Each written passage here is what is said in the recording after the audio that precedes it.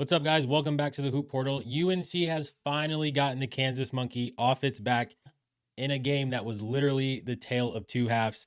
In the beginning, we saw UNC come out with 4 turnovers in the first 4 minutes. Caleb Wilson looked spectacular. Peterson looked spectacular. But when they both went out, both teams looked abysmal. And I was ready to get on at halftime and just say, this looks like two subpar teams. Each one has a really talented freshman. And without that freshman, they're just blue blood programs that aren't very good. Kansas went on a run to end the first half, go up 8.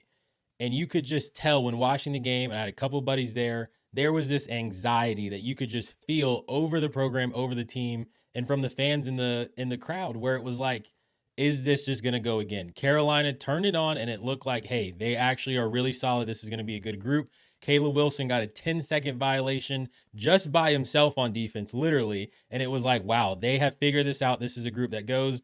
And at the drop of a hat, Kansas goes on this run, and it's like, okay, here we go again. This is the UNC that we saw last year. This is the UNC we saw that missed the tournament. What is going on? And it was a tale of two halves. Second half comes out. Vessaar is on fire. Evans had great passes to find him. And it was a continuation of the Caleb Wilson show. That talented of a freshman. It's absolutely amazing to watch him play. Carolina played with pace. They rebounded on the defensive end. And by playing hard, they found themselves in the right spot at the right time. Look at Caleb Wilson's dunk that he got off of Peterson's, saving the ball underneath his own basket. It falls right to him and he gets a two-handed flush. Those are the habits that had been missing at times with this UNC program over the last couple of years. We saw it with guys like Cormac Ryan. We saw it with guys like Cormac Ryan and Harrison Ingram. Didn't feel like we really had that last year. And now you see that with Caleb Wilson. And in the first half, I'll be honest, it didn't look like anybody else wanted to be that engaged defensively other than him. He has two amazing plays, one where he dives on the floor, one where he gets the 10-second violation by himself. And he looks like he's kind of celebrating by himself, and the other guys aren't as up to do that. And that's where you're like, this is where that type of energy is infectious, and where you hope a guy like Caleb Wilson over the course of a season, and we saw it in the first half versus the second half, his attitude and energy was infectious towards everybody else. If you are a UNC fan, you just want to see it over the course of an entire basketball game. Basketball is really simple. The tougher team usually is going to win. Kansas was tougher in the first half. They won it by 8. UNC was tougher in the second half, and they ran away with it. Opened up the second half on a 23-9 run, which is fantastic against any team. Out, even if it is a down Kansas team, against any team, doing a 23-9 run coming out of the second half is huge. That will win you almost every single basketball game as long as you're not down 15 plus right in the first half. It will win you all those games, and you'll be in a place where you need to be. So props to the players answering what I would call was some sort of anxiety bell on if this was going to be the same thing all over again. And they looked great. They looked a lot better in the second half versus what they looked like at times in BYU and what they looked like definitely tonight in the first half. You still have question marks with this group. They will be answered in due time. I know they have Michigan State on the schedule. I don't feel like Michigan State is quite the Michigan State we're used to. Similar that this Kansas team is not quite the Kansas team we're used to. When they go to Lexington and they play Kentucky on December 2nd, I think all questions will be just about answered on what exactly you have from this group as a whole. I have no questions about Caleb Wilson. I don't have questions about Henri Vessaar. We know what Seth Trimble is. Everybody else, there's still a slight question mark on, if we're being honest, right?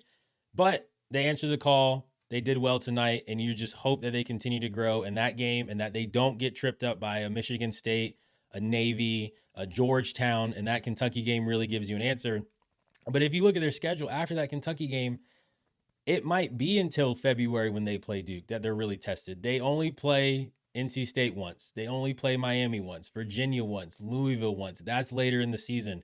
And so that Duke game, again, it will be a test of, okay, where is this team at? And that game, I think, for anybody else on the court is the biggest game for Caleb Wilson. And this is my final point on him tonight. He feels like he has the potential to have a Paulo Banchero turnaround type of season. And now what I mean by that is not that they were bad, that he was bad last year, but I feel like it's a consensus that AJ's number 1, Peterson's number 2, and then you can kind of fill in your guys as you want as far as this freshman big board goes, right? And we get to draft night. Paulo is considered to be below Chet and below Jabari at number 3, and he ends up going number 1. The way Caleb Wilson is playing right now, based on the motor on offense and defense, he's going to work his way up. I saw on an updated NBA mock draft having Caleb Wilson going 8th. Caleb Wilson is not going 8th in this NBA draft. I don't there's no way that we can get to the end of the season if he continues to do what he's doing that you're going to say there's 7 other guys out there that I would rather have. Now, if there's European players that we don't know about, okay, I'm not going to take that into consideration. And the mock draft I saw was all freshmen besides one player from Kentucky, which was JQ.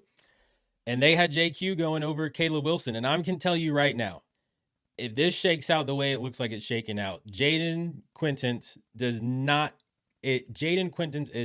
going over Caleb Wilson in NBA draft. Caleb Wilson right now is hitting his head on, I'm just as good as Peterson. I'm just as good as AJ. Maybe I need to be in consideration for that number 1 pick, because the motor that you have on both ends, you don't see that a lot out of guys that are that talented. Now, the question is, can he handle the basketball up and down the court consistently? And can he consistently score at the 3-point level, which he's going to be great in college, even if he doesn't fix those 2 things. We're seeing that right now. A dunk and a free throw is still the easiest shots in basketball, no matter what the analytics say or what all the nerds say about shooting 3-point shots and all that different type of stuff.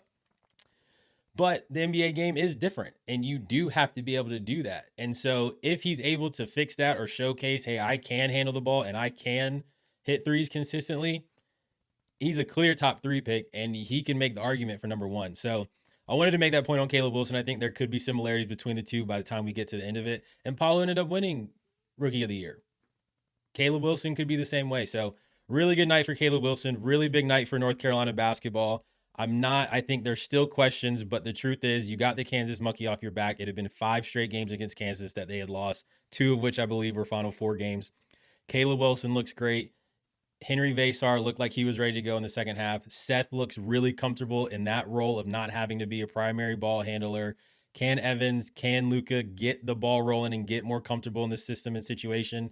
Carolina could be all right. I think it's just going to be a while before we get the questions. And if your only stiff competition is Kentucky, Duke twice, and Louisville, it's going to have a lot of where we might not know exactly what we're getting from this team come March, because they might not have been battle tested consistently throughout.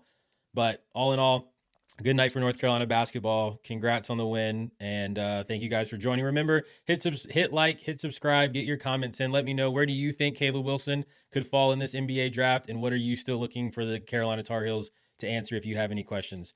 Thanks, guys. Hit subscribe and your name in the portal again. Appreciate you. We'll see you on the next one. Thanks.